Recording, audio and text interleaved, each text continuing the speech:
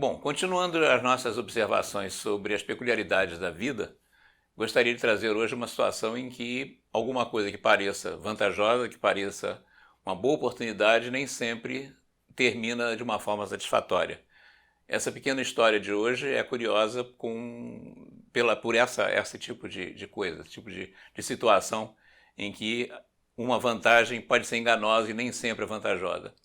É a história de Roberto, um rapaz muito simpático, muito agradável, que trabalhava como motorista de um médico que fazia inspeções médicas para uma companhia.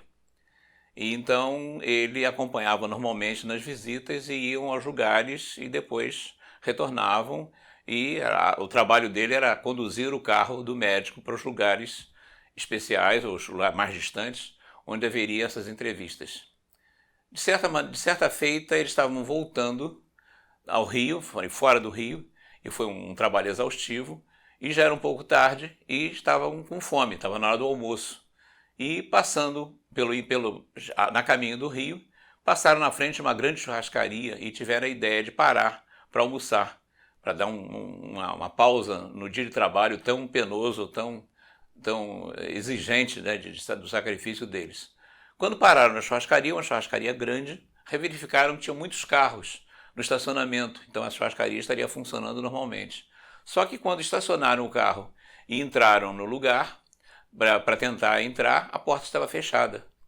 Havia um político famoso que estava reservando a churrascaria para levar toda a comitiva dele eleitoral para fazer um almoço lá especial, então não poderiam entrar por causa disso. Só que esse político era amigo pessoal do médico que o Roberto acompanhava.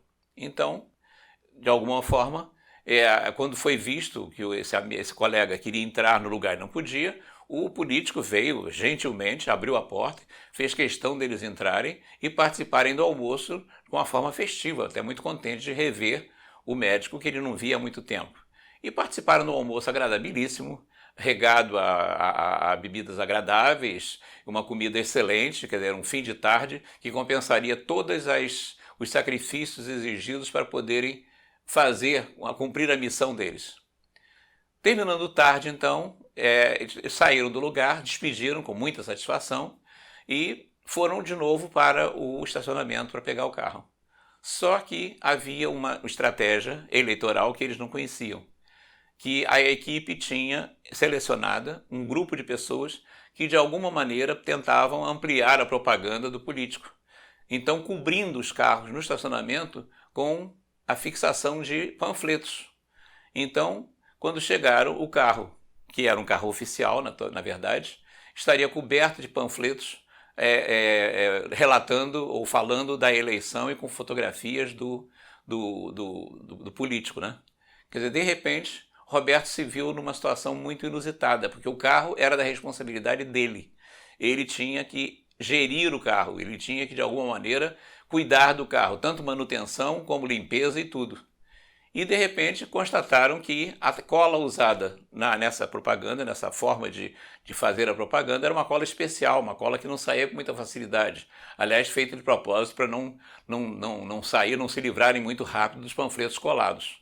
Resultado, o Roberto ficou até mais ou menos umas 10 horas da noite num posto de gasolina, desgrudando panfleto por panfleto e se amaldiçoando por ter aceitado uma vantagem tão grande que, na verdade, continha em si mesmo uma imensa desvantagem, até porque ele também, de alguma forma, não era do partido político, não era nenhum apoiador político daquele candidato, em que ele se via, de repente, agora, com a função de livrar o carro e entregar o carro de uma forma normal, sem nenhum tipo de propaganda que comprometeria a ele, se ele admitisse fazer propaganda com um carro oficial, de alguma maneira, com uma propaganda de um candidato que concorria como os outros quaisquer. Então, era muito engraçado os comentários do Roberto depois, quando ele dizia que cada papel descolado era uma imprecação dele, amaldiçoando a própria vida e pensando que, na verdade, ele tinha entrado em alguma coisa que ele nunca pensou que exigiria um sacrifício tão grande e não valeu a pena. E, de qualquer maneira, ficou constatado para ele, na idade dele, era um rapaz jovem, que a vida, então, nem sempre é vantagem.